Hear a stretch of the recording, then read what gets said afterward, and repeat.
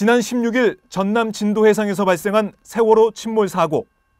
제주도로 수학여행을 가던 안산 단원고 학생 등 승객 476명 가운데 174명이 구조됐지만 100여 명은 숨진 채 발견됐고 200명에 가까운 승객이 아직 실종 상태입니다.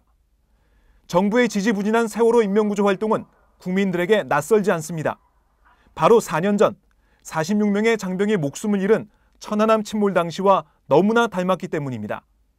해군의 천안함 한미 인명구조 작업은 사고 발생 16시간 만에 시도됐지만 해군 잠수요원들의 진입은 강한 조류 탓에 성과가 없었습니다. 군은 불어했던 민간 잠수사들을 사흘이 지나 허용했고 닷새 만에야 선체 공기 주입에 성공했습니다.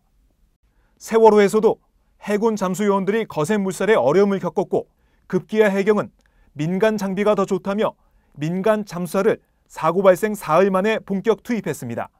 왜 우왕좌왕 무질서한 구조 대책이 반복되고 있을까? 정부는 과연 천안함 침몰 이후 어떤 재발 방지 노력을 했을까?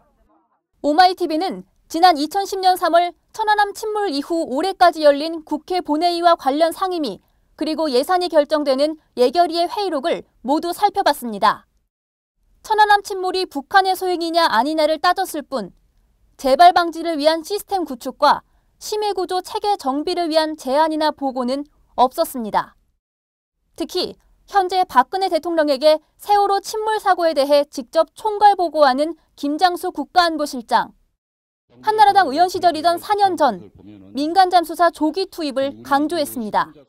그때 당시에는 현지 어민들하고 민간인 스쿠버 요원의 도움이 가장 컸습니다.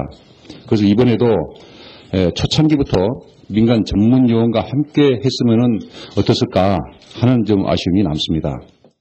하지만 이번에도 본격적인 민간 잠수사 투입 시기는 전혀 빠르지 않았습니다. 국회 예결위에 나온 국방장관은 46명의 장병이 목숨을 잃었는데도 천안함 인명 구조 작전이 잘 됐다고 자평하기도 했습니다. 그 당시에 우선 인명을 구조한다든가 이런 면에서는 적절히 이루어졌습니다. 회의록에 남겨진 발언 중 가장 놀라웠던 것은 바로 당시 지식경제부 장관이었던 최경환 새누리당 원내대표의 발언.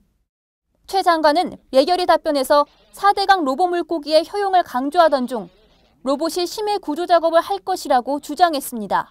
얼마 전에 천안함 침몰이 있었습니다만 수중에 어려운 작업들을 로봇이 다 할 수가 있는 기술이 개발이 될 수가 있습니다. 그리고 2, 3년 후의 얘기는 얼마든지 할 수 있죠. 그렇지 않습니까?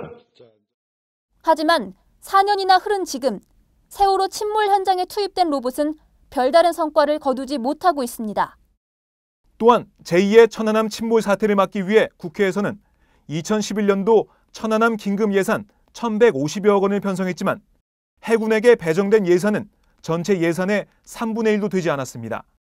K2 소총 192억 원, K11 복합형 소총 134억 원, 기관총 조준경 75억 원 등 천안함 특별 예산의 대부분은 육군 예산으로 책정됐고 해군 장비 개선 사업에는 군함 성능 개량 172억 원, 음향 센서 89억 원, 레이더 10억 원 등 고작 300억 원이었습니다. 해군은 천안함 침몰 이후 잠수장비 예산이 11년에는 5배로 증액됐고 이후 연도별로 120에서 190%씩 증가됐다고 밝혔지만 구체적인 장비 구입 내역은 공개하지 않아 심해 구조 장비 도입 여부는 알 수 없습니다. 해양경찰청도 심해 구조 대책은 부실했습니다.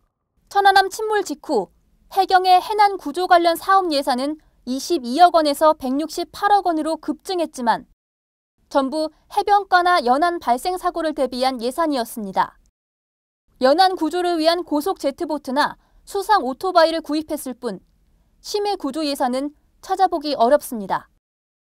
해경은 지난 94년 해저 음파 탐지기, 무인 수중 카메라, 감압 챔버 등을 갖춘 군함 3002람을 건조했으나 졸속 도입으로 현재 주로 경비함으로 사용하고 있습니다. 사실상 대형 해난 사고 시 즉각 대처할 수 있는 대형 군함은 없는 상황입니다. 천안함 침몰 당시 드러났던 이명박 정부의 허술한 위기 대응도 박근혜 정부에서 반복됐습니다. 박근혜 대통령은 국정 운영의 양대 축으로 국민 안전과 경제 부흥을 강조하며 안전을 우선시한다는 의미로 행정안전부를 안전행정부로 이름까지 바꿨습니다. 안행부는 재난 및 안전사고에 선제적 대응 체계를 마련한다며 관계부처 합동으로 국민안전 종합대책을 내놨습니다. 재난원인 조사단 운영, 안전수칙, 매뉴얼 보완 등을 통해 사고를 선제적으로 예방하는 데 역점을 두겠습니다. 안전대책의 총책임을 맡은 유 장관은 인천시장 출마를 위해 지난 3월 사퇴했습니다. 세월호 침몰 사고 불과 하루 전에 국회에 나온 이주영 해양수산부 장관과 김석균 해양경찰청장도 철저한 안전관리와 인명구조를 내세웠습니다.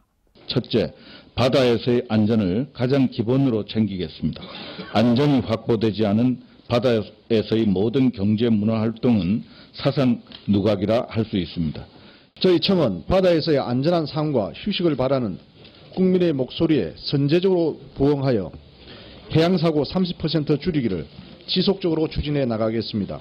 해양재난대응체계 고도화를 통해 국민의 소중한 생명을 구조하는 데 역량을 집중하고 있습니다. 박근혜 대통령도 취임사에서 안전한 사회를 만드는 데 정부 역량을 집중하겠다고 약속했습니다. 국민의 생명과 안전을 지키는 것은 국민 행복의 필수적인 요건입니다.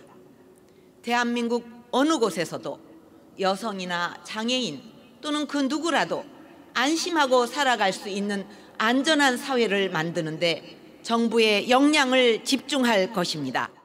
이토록 안전을 강조하고 장담했지만 그 어느 것도 제대로 작동하지 않았습니다.